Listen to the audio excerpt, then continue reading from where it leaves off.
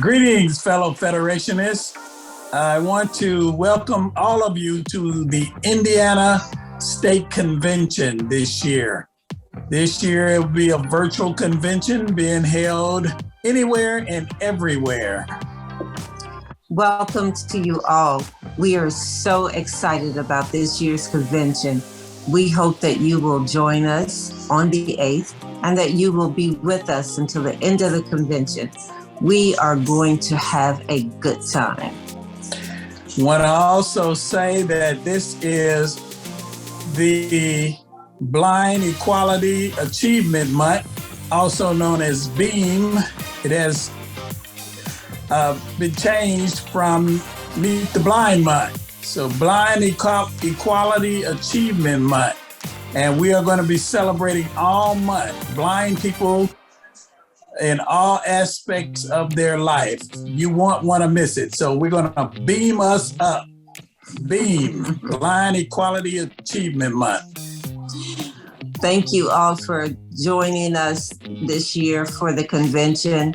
We hope that you will stick around, and we hope that you will also tune in to Lee Martin with Newsline and hear some of the exciting things that are happening here in Indiana and all across the state. So just listen in and always feel free to give Lee a call if you have questions about Newsline, and they're there to help you. So welcome once again. Please get in touch with Newsline for the Blind. It is an awesome program. It's for all blind people and print disabled. Thank you very much and have a wonderful convention.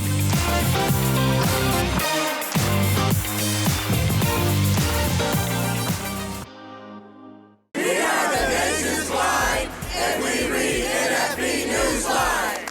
As I travel the nation, I read NFB Newsline. I live in Valparaiso, Indiana, and I listen to my local news on NFB Newsline. As a student, I enjoy reading current events on NFB Newsline. Learn more by calling 855-963-6476 or visit nfbnewsline-in.org. Subscribe free to NFB Newsline today.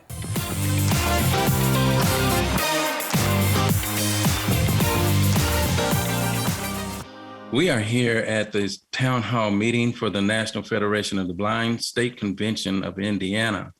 And we have a very special guest with us today, our national representative from our national office, Ms. Denise Savant.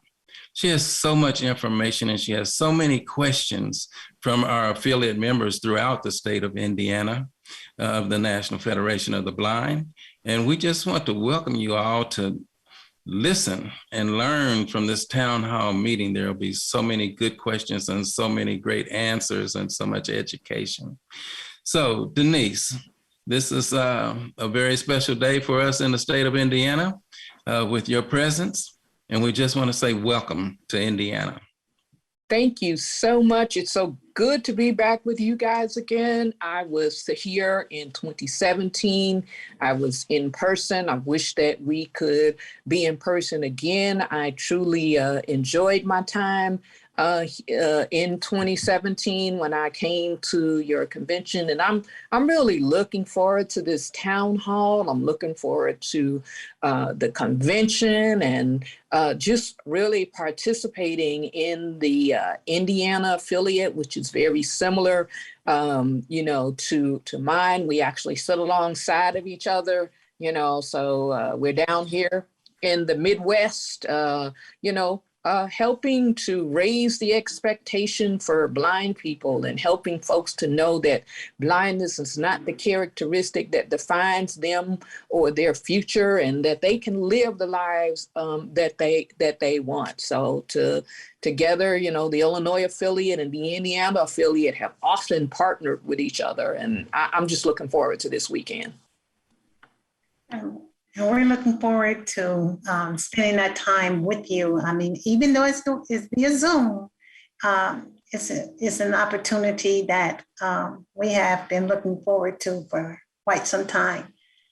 Now, for those who were not at our previous convention, Denise, tell us a little bit about you. Okay, so I was born and raised here in Chicago, Illinois, and I went to the University of Missouri in Columbia.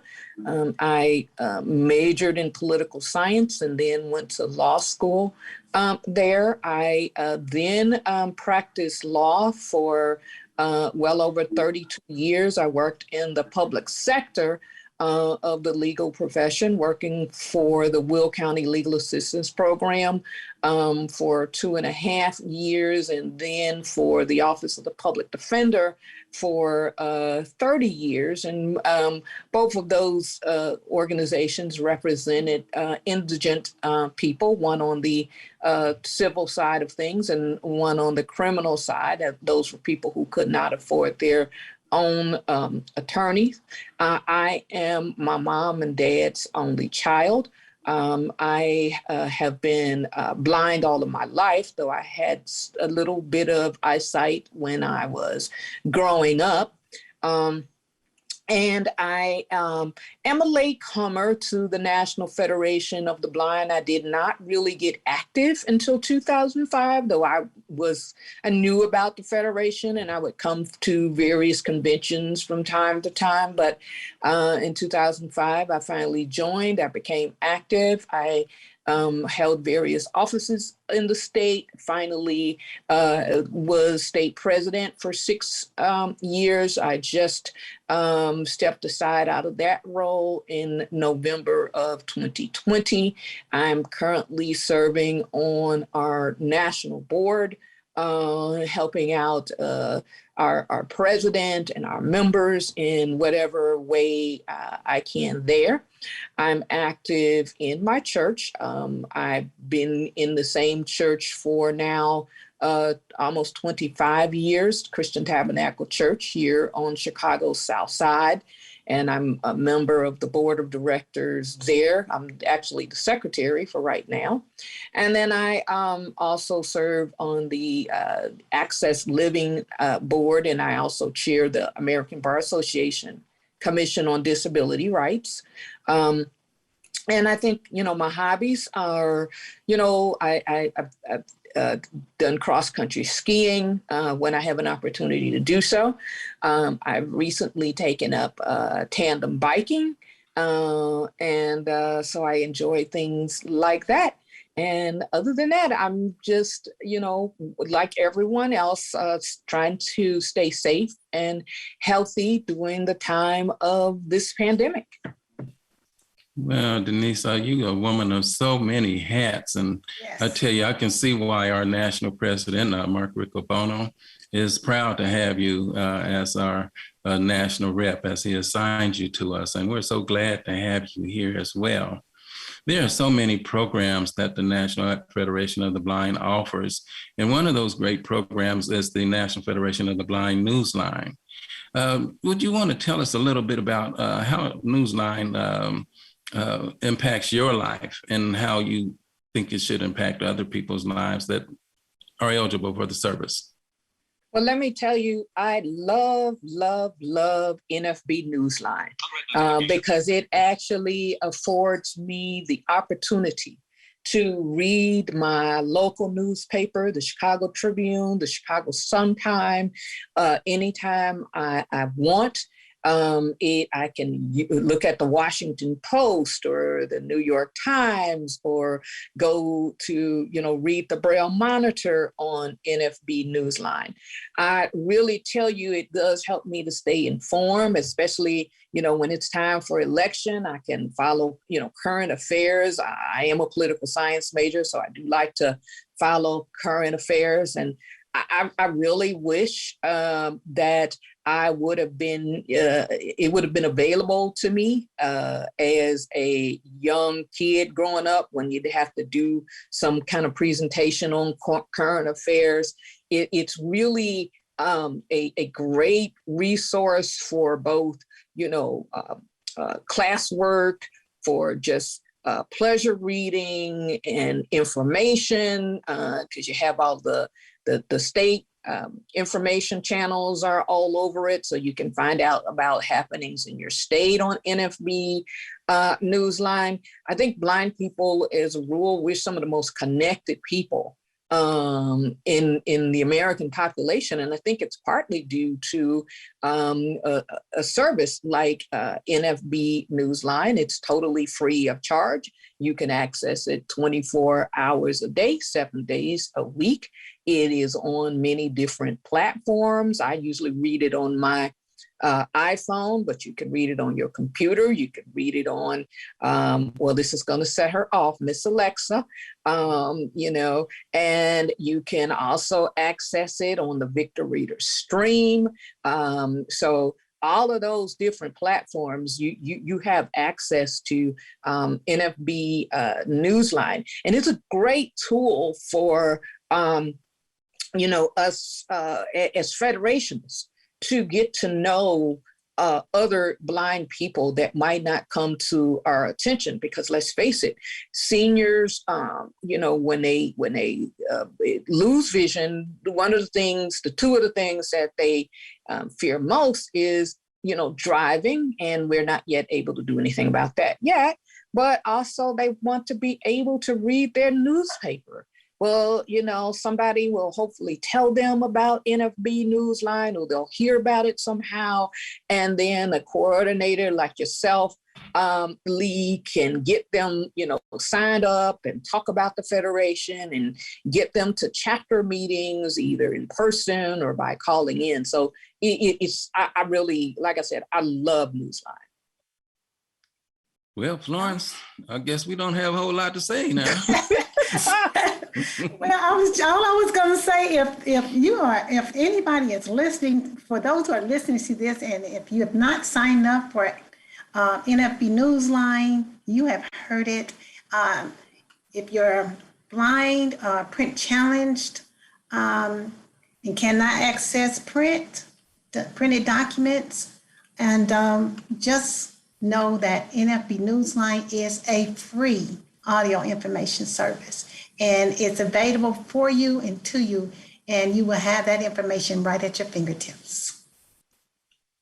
Okay, well, Florence, you want to take time to tell them a little bit about the KNFB Reader Basic?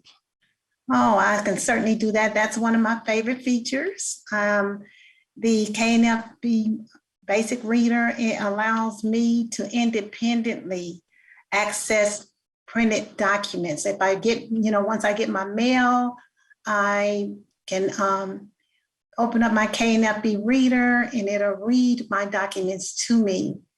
And again, that's free. It's a part of the NFB Newsline. And I love that tool. Well, I'll tell you, one of my most recent experiences with that device, I didn't want to bother anyone, really. I normally just say, I'll borrow a pair of eyes, but sometimes we don't have them around. And I was looking at some lotion. I have different types of lotions and soaps, and they all shape the same. And so I said, well, let me try my KNFB Reader on this. And I was so impressed with how it read off of that bottle that, it was just, it even read down to the very bottom of it, says made in China.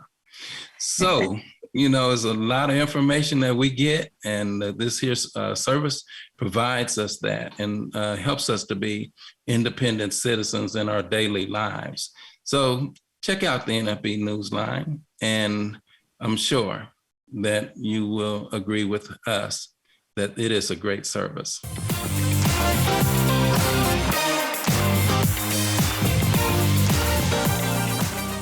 The National Federation of the Blind knows that blindness is not the characteristic that defines you or your future.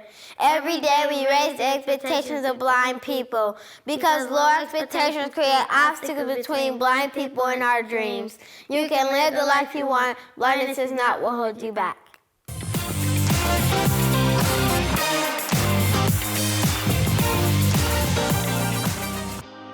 Welcome to our town hall meeting. We have Representative Denise Avant, and she is going to entertain some questions from our affiliate members. And next up is Mr. Dennis Manning of the Lafayette chapter. He's the president. Dennis, your question. What are the legislative alerts and what is the importance of these alerts? So we have a listserv of legislative directors, and each of the affiliates are asked to appoint two people from their state so that they can go on the listserv. And the purpose of the listserv is for someone like John Perret, who you often see, Jeff Kalak or Kyle Walls, to come on and tell us about important information regarding our legislative priorities. We are, of course, an organization that takes collective action to advocate on behalf of blind people. So, we'll often see, them coming in with regard to, let's say, something like the Access Technology Affordability Act, HR 431 S212, and say, okay, we've got these many co-sponsors. We need for the legislative directors to call and write their legislatures. And here's what you can say when you call or write them. So that lets us know that we need to get on, and really get to the membership. The other way too is that when we have immediate action that we need to take. That's an immediate way for them to let us know, what's going on. So, tomorrow there's a meeting of the Ability One Commission. And so on yesterday, there was a posting asking us, at least one member from every state, to register to attend the meeting because they're going to be talking about the competitive integrated employment for Ability One programs. And because this, we wanted to make sure that we had geographical diversity, they asked at least one member from every state to call in. And this is in particularly because this week, our governor in Illinois, Governor Pritzker, has signed an executive order banning sub-minimum wages for people with disabilities on state use contracts. And last week, there was an announcement that California Governor Newsom had signed a law that will ban sub-minimum wages for people with disabilities by 2025. And so we see that there's momentum to get rid of payment of sub-minimum wages to people with disabilities. And we want to make sure that we're at the table and we can really push for this outlawing sub-minimum wages wherever possible. And then finally, the purpose is that, the state legislatures are doing various things and they'll write in and either update or ask questions about different things that they're doing in their state. So the most prominent one is the parental rights for the blind legislation that many states, such as Indiana, are trying to get through. So these are the functions of the legislative alerts, really. Mm-hmm. Thank you, Dennis and Denise.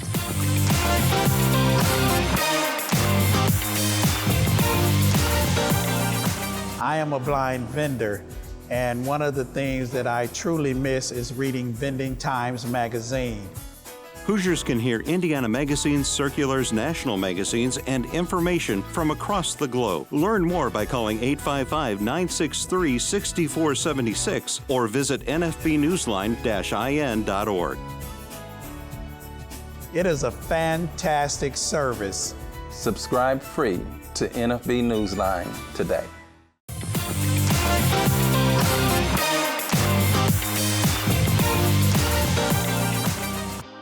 Our next guest is Mr. Alex Gillan, and he is the Vice President of a newly formed at-large chapter. So Alex, what is your question for our national rep, Ms. Denise Avant?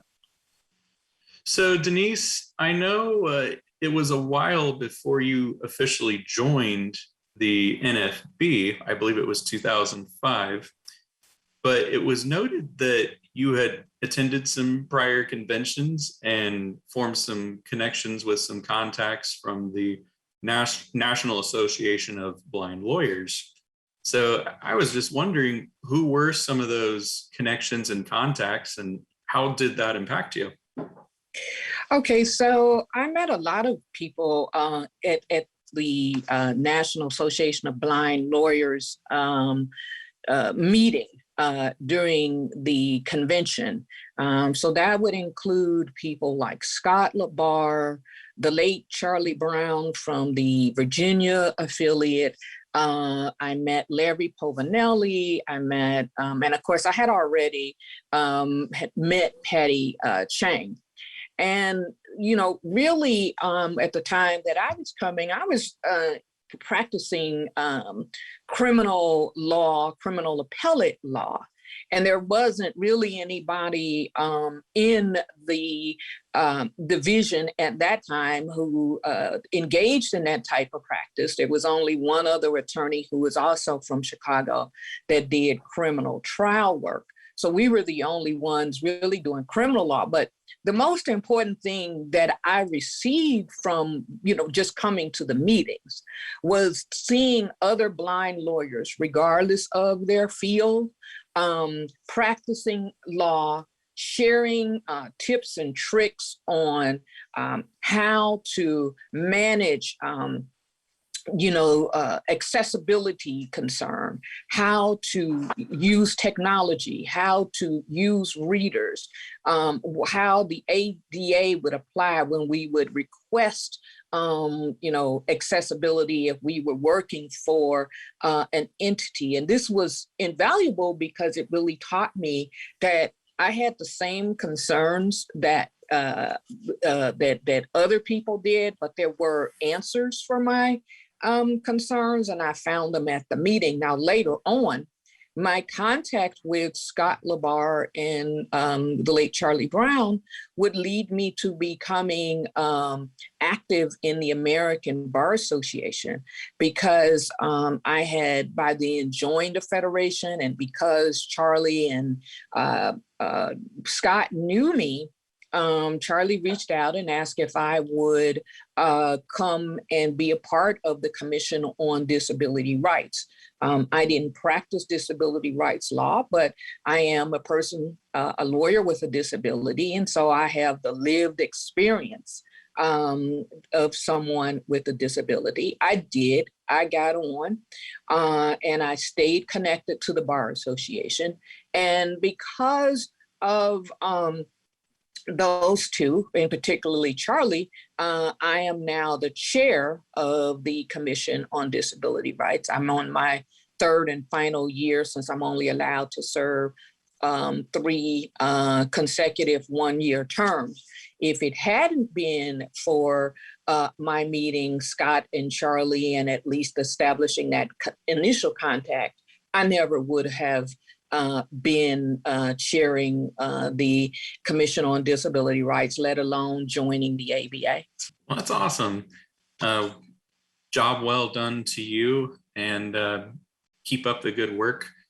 And my final question, this may be a little bit off the beaten path, still with criminal law.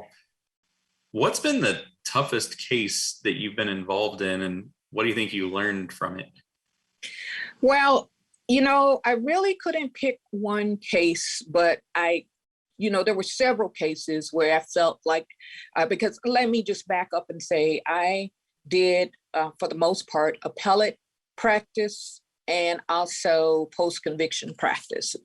And one thing you learn is that once the state gains a conviction, No matter what evidence you may discover later or what errors may have happened at the trial, it is very difficult to overturn a verdict. And you really have to work very hard to get that done. So I know there was one case where I had a post-conviction case where a young man was convicted of murder. He had an alibi. His alibi appeared to be pretty tight, but the problem is it was his family members. He got convicted, and there was evidence that surfaced that, there was a motive for the state's witnesses to testify falsely.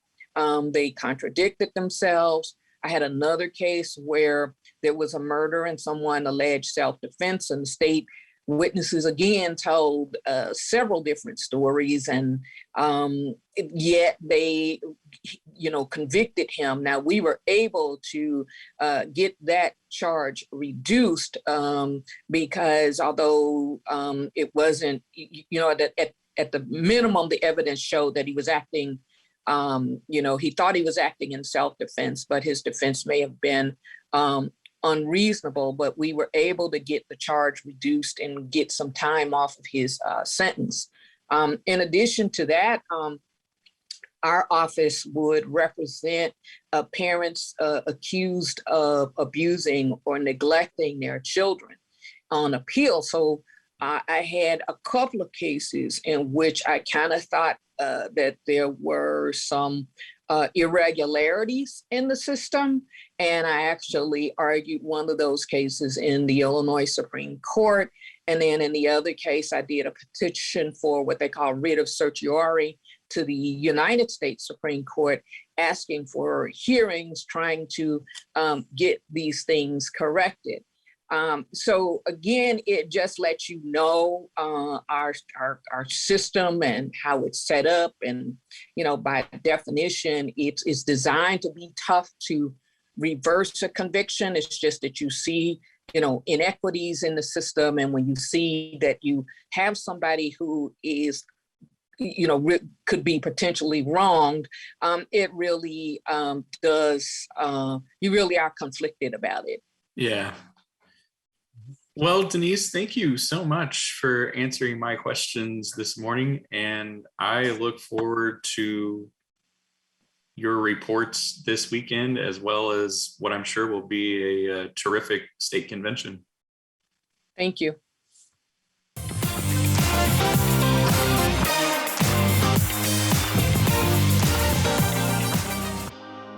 Our next question to Ms. Avant comes from Mr. Ray Montgomery, who is a Circle City chapter member. And Ray, what is your question?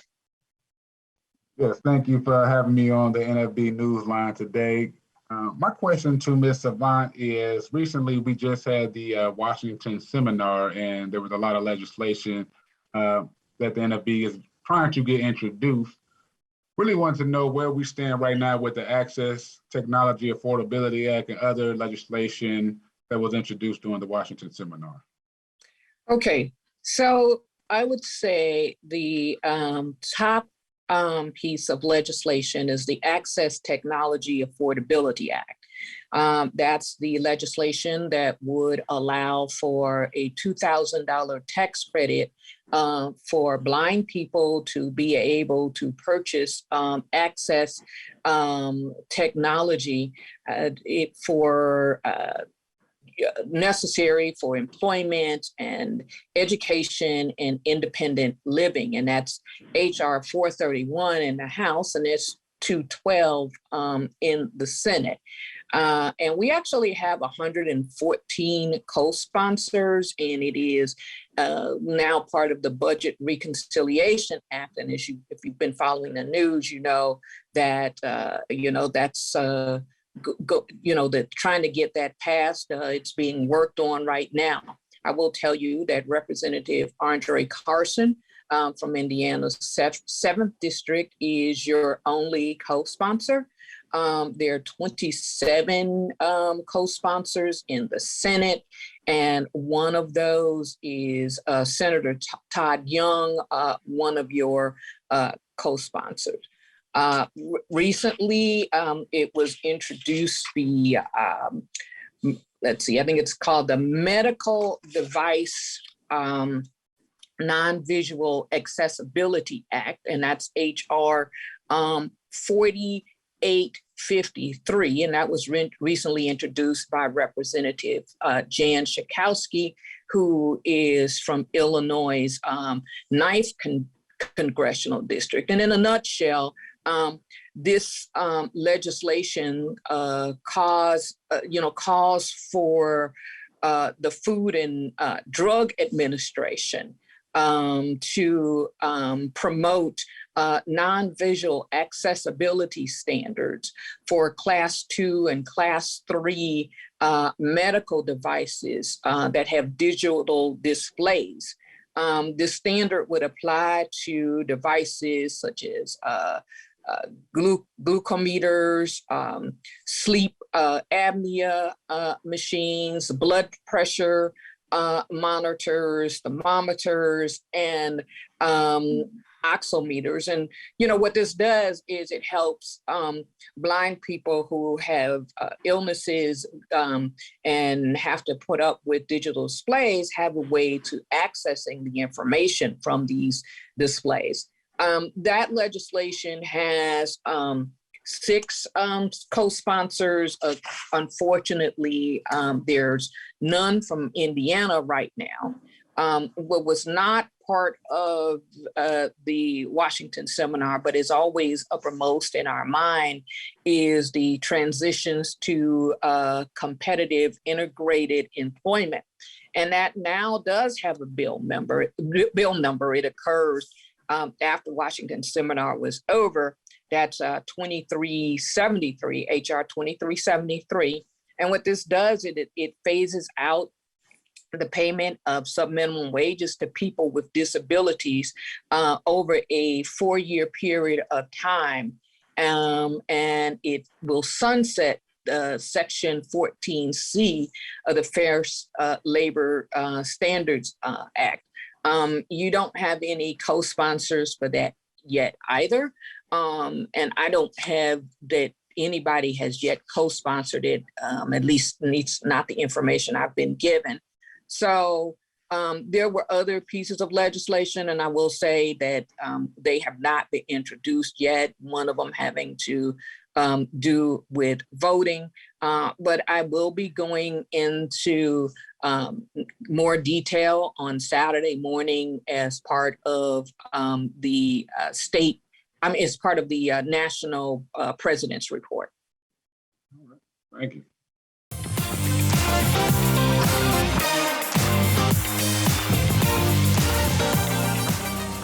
We are really having a lot of education here during this town hall meeting, and our next question will be coming from Mr. Michael Loft. He is our technician for everything that we're doing here at our state convention, and we just appreciate him. And Michael, what would be your question to our... Good morning. My question has to do with what has the NFB done and is currently doing to assist persons who want to get the COVID vaccine and assist those who need to be tested, especially in many areas where the only options are drive-through. Okay, so the National Federation of the Blind has been very active in this area. We are gathering data to monitor what the challenges are and the access barriers are to getting COVID vaccines as well as testing.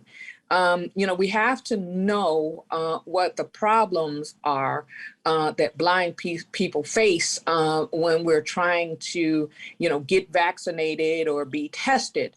So there is a survey, and I do want to alert you to that we are asking people to take to talk about their experience, because we need to know what's happening about this and very, very important process, because we need to know things like, how are you finding traveling to a vaccination site or a testing site? Are you having any problems if once you get to the site, filling out paperwork that they require you to fill out? If you have to go online, is the site accessible to you? If you, is your town or municipality, where traveling is tough, allowing for a walk-up option or in-home option for purposes of the vaccine. So I will say that President Riccobono, the minute that we knew that the vaccines were available, he reached out at the end of December to the then Secretary of Health and Human Services and, advised them that we had a right to fair and equal access to the vaccine, and that we wanted to make sure that blind people could have that. Then in February, when it was when the vaccines were being distributed in the states, he wrote to all of the 50 state governors, the officials in Puerto Rico and the District of Columbia, and he offered our Center for Excellence and Non-Visual Access to assist with making sure that people had the ability to sign up to go get the vaccine. So it's things like that. And then finally, in late July, we reached an agreement with a company called Curative Inc. That would provide an accessible means for blind people in California and some other states to sign up for the vaccine and the test. And it is going to be, the agreement is supposed to last for 4 years. There will be monitoring. And like I said earlier, if you are having any difficulties, you do need to get in touch with Valerie Yingling and let her know, as well as taking the survey. But we know how important this is to blind people across the nation. This is a public health crisis, and we want to make sure that we are able to access both the vaccine and the COVID test. So thank you for that, Michael, and thank you for that, Denise.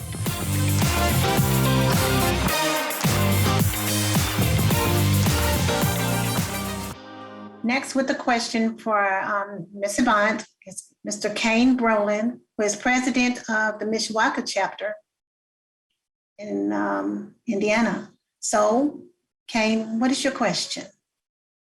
Yes, and welcome, Denise. Really glad you made it to Indiana for this convention. And I think that there are some things in common between the state that you represent and the state that I represent.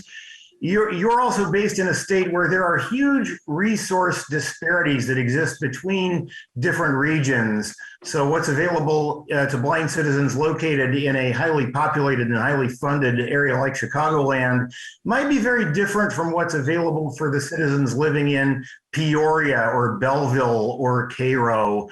And I'm kind of in that position too in northern Indiana, where Indianapolis seems to get a lot of the attention and a lot of the funding, and there is no state organization for the blind per se that makes things equitable. So what are some best practices you could recommend that I could employ as a chapter president to be sure that folks in north central Indiana can get training and services that they need to move their lives forward and live the life we want? Thank you.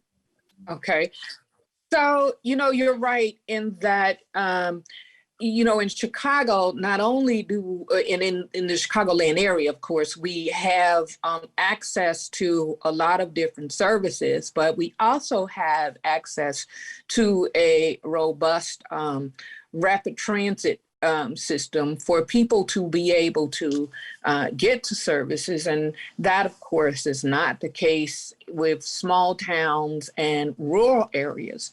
And so we know that, getting blind people services that will help them live the lives they want are definitely a problem. And that's where a good, strong nearby chapter is really key in those areas, a chapter of the National Federation of the Blind, because we know that, parents of blind children and newly blinded adults need information so that they can know the possibilities of what they can access to achieve their goals, and that they can access the information. So one thing I thought about when, thinking about your question, and, something we tried to do is you can get someone in your chapter, or if you wanted to do it yourself, who would be in charge of outreach. And, it might be outreach over Zoom, which is now available to us. That's the one thing we have gained from the pandemic, or in some cases, we might, you might have to actually drive to in-person events, or, have somebody drive you. Let me put it that way, so that you can meet and talk to blind people and tell them about programs that we in the National Federation of the Blind have, such as the Braille Enrichment Literacy and Learning Program. You can talk about the 3 training centers where they can go and receive rehabilitation services. So Blind Inc. in Minnesota, the Colorado Center, as well as the Louisiana Center for the Blind. So going to places like farmers markets and other things to get the word out to blind people is definitely helpful. And you can always have literature that you can take to, for different places to keep on hand and distribute in their local communities. And if I recall correctly, the NFB of Indiana has a very good relationship with the Indiana School for the Blind. So you can make contact with the families in the school that live in the area, and maintain that contact while the child is in school, and urge the parents to come to convention and call into chapter meetings and join the Parents of Blind Children Division, all of those kinds of things. The other thing, and this came up in a resolution at the convention this past year, is that we need to get in contact with doctors at the various big eye centers where people are first diagnosed with a problem that is going to cause blindness, so that we can tell them that, blindness is not all doom and gloom. It's not doom and gloom at all. And we need to tell them what's available so that they can give it to blind parents, blind veterans, newly blinded adults. I can tell you that in Illinois, we often receive information from the Parents of Blind Children Division from their Facebook page, where a parent who has signed on from Illinois looking for help, we get that information, and we have someone, Debbie Stein, who keeps in contact with the parents. And, when we did in-home Bell for the summer of 2021 and 2020, we found that we connected with parents in rural areas that basically would not have come to Chicago or Springfield if we had been meeting in person. So again, that's where the pandemic was actually a positive thing, because we were able to make that connection with families. And the other thing is, because of Zoom, and I understand that, in remote and rural areas, you don't have good Wi-Fi often, but Zoom always has a phone option. And most of the time you can, dial in. So you can put on webinars, talking about what's available, and try to, get families on, talk about how to use, like something like JAWS with Windows applications, or how to use their iPhone, anything that will try to get people connected to our organization. But the approach is definitely, has to be a hands-on approach by the chapter president and someone who is designated. You can't wait for people to come to you. You have to find a way to get to them. Thank you.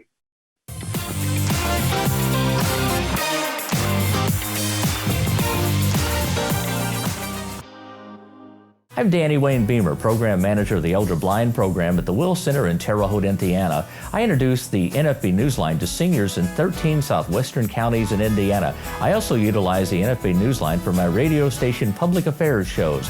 The NFB Newsline, experience it today. Learn more by calling 855-963-6476 or visit nfbnewsline-in.org. We are the nation's blind, and we read NFB Newsline.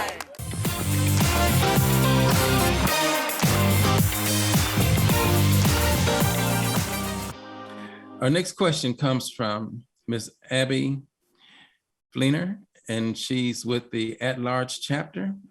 As once again, I'll state that is a newly formed chapter here in the state of Indiana, and we're glad to have her. So Abby, what is your question to our national rep, Ms. Denise Avant? Good morning. My question is, as a female in the organization and a citizen of the United States, does the organization have an opinion on civil rights matters such as Roe versus Wade, and how that affects blind women, pros and cons? Okay, so it's Abby, good morning or good evening, I should say. I will say that, as you know, Roe versus Wade is a highly charged issue. It is a political issue for many. We don't have a position on the case itself, to my knowledge. It would not be the type of thing that we would talk about, but I will tell you two things. Number one, we always, when it comes to any kind of medical access, want to, have fought for the right of blind people to be able to access any sort of medical information, medical, treatment or procedures or whatever a person would see, so that you're not excluded on the basis of blindness. And also, as you know, we have and continue to fight for the right of blind people to be parents. But the actual direct issue itself, we don't have a position on it at all. Okay, thank you.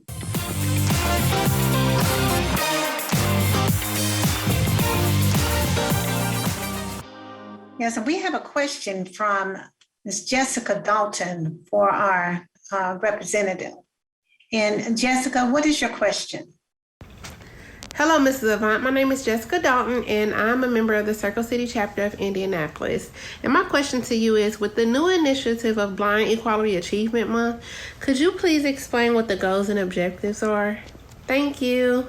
Okay, so Blind Equality Achievement Month, formerly known as Meet the Blind Month, is really to highlight the abilities and achievements and the contributions of blind people across the country.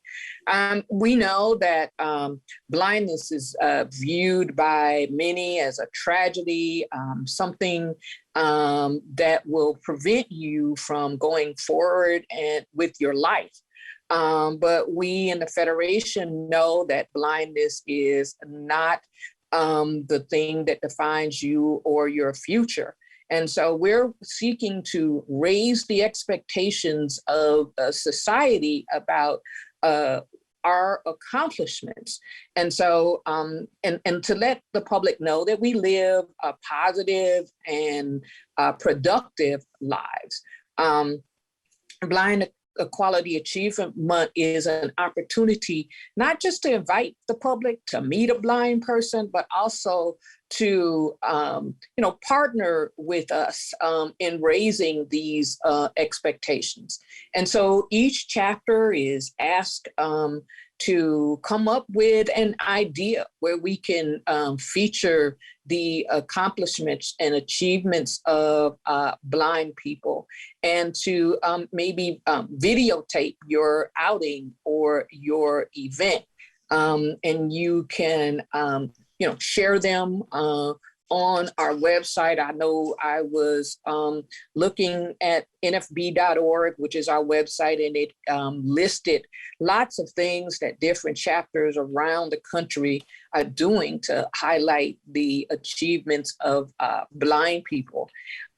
We on, I think it's the 14th of October. No, yeah, it is the 14th of October. There's going to be an employment panel where people who are employed are going to be talking about how they do their various jobs, their day in their life of going to work, and how they use technology on the job. And this is going to be a webinar that we invite people to attend.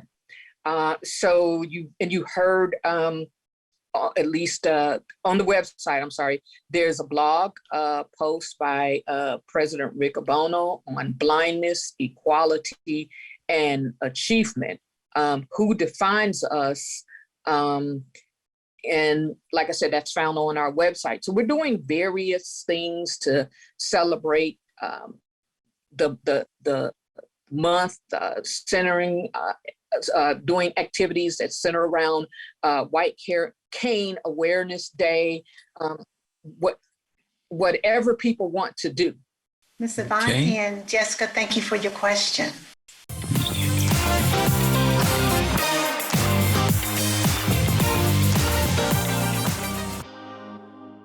Florence, I would say we have been learning quite a bit, and I'm trusting that everyone in this town hall meeting is learning a lot as well. That's what it's made for. Thank you so much, Denise. So our next guest up is Mr. Tyler Shirk, and he's with matter of fact, he's the new president of the at-large chapter here in the state of Indiana. So Tyler, I just want to say welcome, and you can ask your question to our national rep.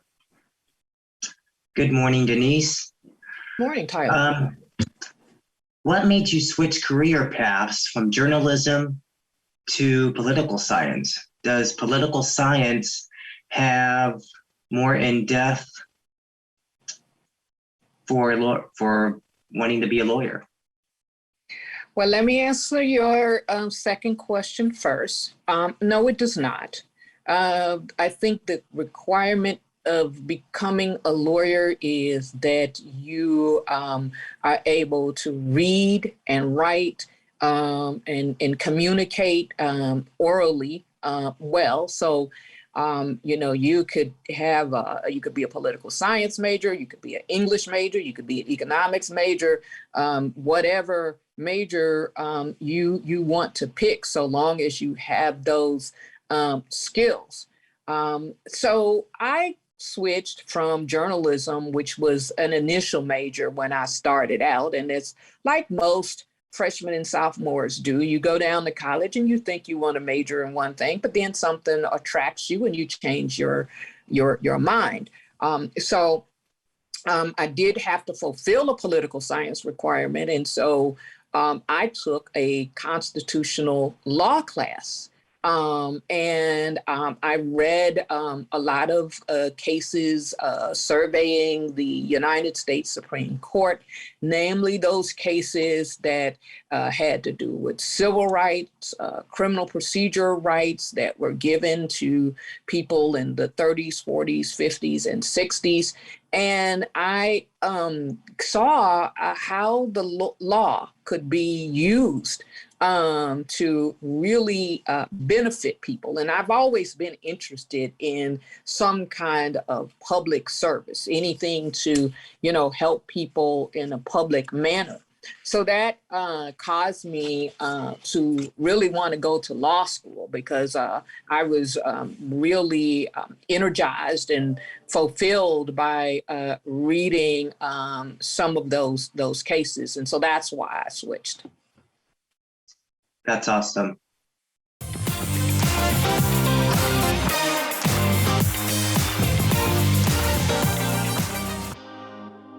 If you or someone you know is visually impaired or print challenged, the National Federation of the Blind has a resource you need. Wow, I scored a touchdown when I found sports on NFB Newsline. I enjoy reading TV guide listings on NFB Newsline. Learn more by calling 855-963-6476 or visit nfbnewsline-in.org. We are the nation's blind. We read NFB Newsline. It's free.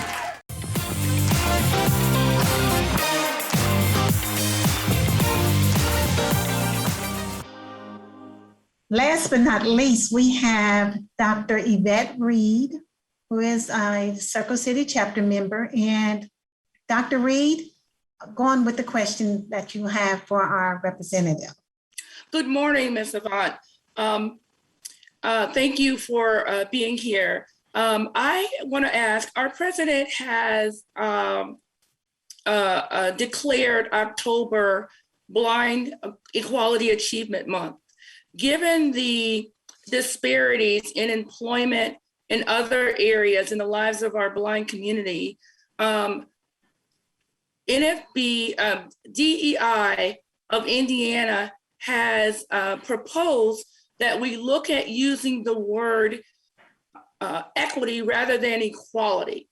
Can you give us a little what you think about that in terms of, we were thinking of a resolution. Can you give us your ideas about the equity versus equality issue? Well, first of all, Dr. Reed, let me say thank you to both to you and Kane Brolin and Dr. Fant and Lee Martin for the article that you all wrote in the October Braille Monitor, which is the National Federation of the Blind flagship publication. I want to thank Gary Wonder, the publication's editor, for putting it in there. And I have to be honest, I had not really thought about this question in any detail, but reading your article, it's left me with a lot of different thoughts. I do serve on the Commission on Disability Rights in the American Bar Association, and I have seen the term equity really being used in the last 2 to 3 years. And perhaps it's not new to those who really work in the area of diversity, equity, and inclusion. But, we used to just see diversity and inclusion committee, or diversity that a business should have diversity and inclusion. We never, saw the term inequity, but equity. But as I say, I'm sure that it's not new. I can actually say that I think that it's important to really consider equity. I'm someone with who's like with my intersectional, marginalized communities. I'm a Black American, I'm a woman, I'm blind. I do see the need to talk about equity more. You know, the American Constitution, as well as the Civil Rights Act of 1964 and the Americans with Disability Act say that, you know, I have equal rights under the law. But the way our political, educational, and economic systems are set up, I know I'm not treated the same as, let's say, someone who is white male and doesn't have any disabilities. I don't necessarily enjoy the same services and the same benefits. Now, I was fortunate as a child growing up to be in spaces where I could get some benefits, but if I had just stayed and been confined to just the inner city of Chicago, I'm not sure that I would be able to have been successful in my educational endeavors. So, you know, I think that equity, and that it means that you apply the services, you know, based on a person's needs, and not just say we all start out the same, because we don't. I think that's important. And I think that is something that we in the Federation ought to consider. I wasn't part of the discussions, but because equity and equality are, while they're not the same, they're very closely related. I'm thinking that perhaps we should really consider considering both of the terms in our pledge, but we should do that only after we get a lot of comments and consideration from our members, because there's going to be considerable pushback, and we have to be ready to answer questions that people have. And we have to be able to show people that while it may appear that they're losing something, that we're actually gaining something. Thank you so much. I absolutely agree. Thank you so much.